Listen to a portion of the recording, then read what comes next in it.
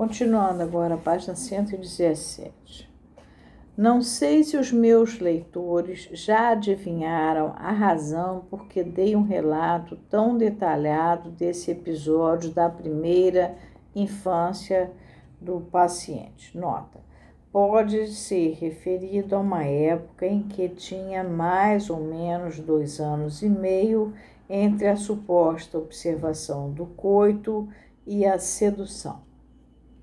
O episódio fornece uma importante ligação entre a cena primária e o posterior amor compulsivo da página 59, que veio a ser de significado tão decisivo na sua trajetória subsequente e ainda nos mostra uma condição da qual o seu apaixonar-se dependia e que elucida essa compulsão.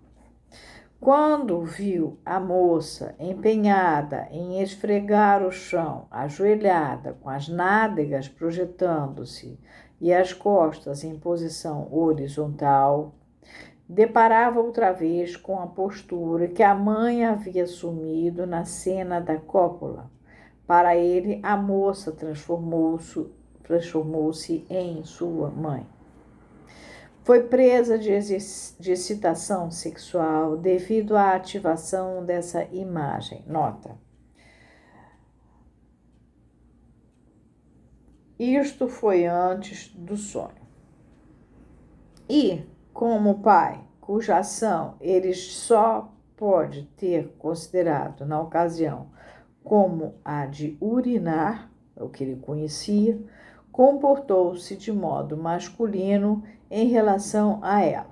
Seu ato de urinar no chão foi, na realidade, uma tentativa de sedução e a moça respondeu a esse ato com uma ameaça de castração, exatamente como se tivesse compreendido o que ele queria dizer. A compulsão que procedia da cena primária foi transferida para essa cena com a bruxa e levada adiante por ela. A condição da qual dependia o seu apaixonar-se, contudo, passou por uma mudança que demonstrava a influência da segunda cena. Foi transferida da postura da mulher para a ocupação na qual ela estava empenhada, quando naquela postura. Isso era claro, por exemplo, no episódio de Matrona. Ele estava passando pela aldeia que fazia parte do que viria a ser a granja da família, a segunda, conferir isso na página 30, quando viu uma camponesa ajoelhada à beira do açude lavando roupa. Apaixonou-se pela moça instantaneamente e com irresistível violência, embora não tivesse podido ainda nem sequer dar um olhar rápido ao seu rosto. Pela postura e ocupação, ele havia tomado para ele o lugar de bruxa. Podemos ver agora como foi que a vergonha que se relacionava adequadamente ao conteúdo da cena com bruxa pôde ligar-se ao nome de matrona. Um outro acesso de paixão, que data de poucos anos antes, mostra ainda mais claramente a influência compulsiva da cena de bruxa. Havia muito tempo sentia-se atraído por uma jovem camponesa que era criada da casa, mas conseguia manter-se afastado dela. Um dia, quando a encontrou sozinha numa das dependências da casa, deixou-se subjugar pelo amor. Achou-a ajoelhada no chão, a esfregá-lo com um balde e uma escova ao lado. Na verdade, exatamente como tinha visto a moça na sua infância.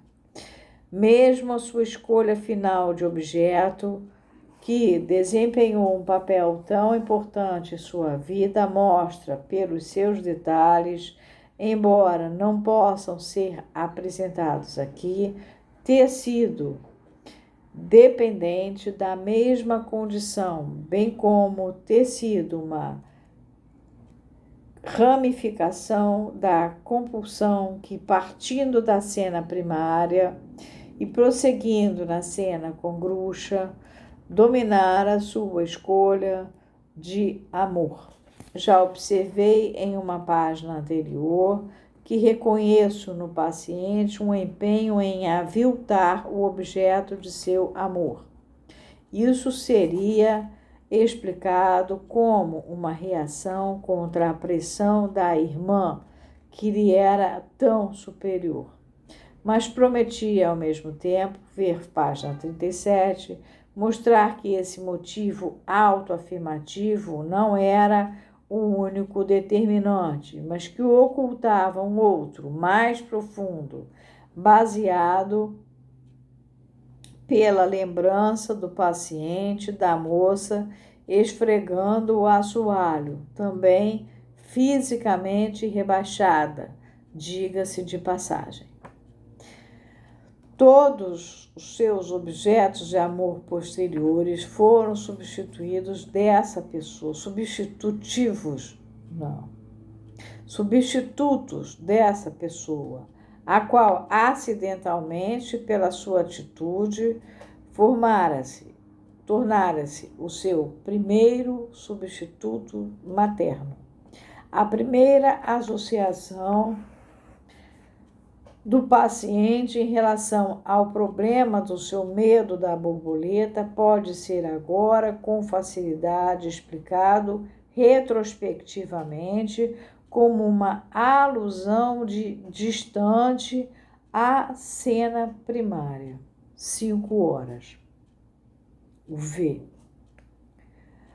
Ele confirmava a conexão entre a cena de Gruxa e a ameaça de castração por um sonho particularmente engenhoso que ele próprio conseguiu decifrar. Abre aspas. Tive um sonho, disse ele, em que um homem arrancava as asas de uma espe. Espe? Perguntei. O que quer você dizer com isso?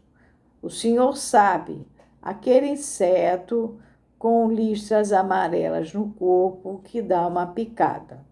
Isso deve ser uma alusão à Gruxa, a pera de listras amarelas.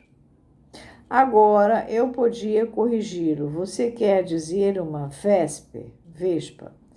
Chama-se vespe? Na verdade, eu achava que o nome era espe. Como tantas outras pessoas, ele usava as suas dificuldades com a língua estrangeira como uma forma de encobrir os atos sintomáticos. Mas espe, então, sou eu mesmo, SP, que era o nome. Eram as suas iniciais. Nota, na Áustria, SP, SP, pronunciam-se exatamente da mesma forma. A espe era, é claro, uma vespe mutilada.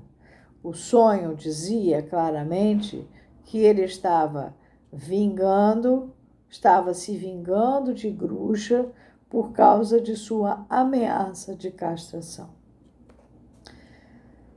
A ação do menino de 2 anos e meio na cena com Gruxa era o primeiro efeito da cena primária que chegava ao nosso conhecimento.